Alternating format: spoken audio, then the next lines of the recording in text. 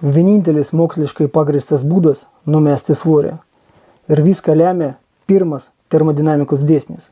Pirmas termodinamikos dėsnis teigia, kad energiją, materiją neįmanoma sukurti ir neįmanoma sunaikinti.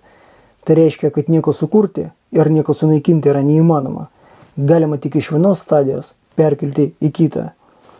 Jeigu mes paimsim popieriaus lapą, mes negalime jo sunaikinti. Jeigu mes jį sudeginsim, tai šviesa, šiluma, dūmai ir pelenai, bet lapo masė niekur nedingsta. Taip pat ir su žmogaus riebalais. Jie negali niekur pradingt, išnykt ar išgaruot. Jos galima tik sudegint, paversti į energiją. Ir kadangi 1 kg žmogaus riebalų turi 8000 kalorijų, jos galima sudeginti tik vienu būdu, padaręs 8000 kalorijų deficitą. Kito būdo nėra, jo nėra ir būti negali, todėl kad tai prieštraus pirmajam termodinamikos dėsniui.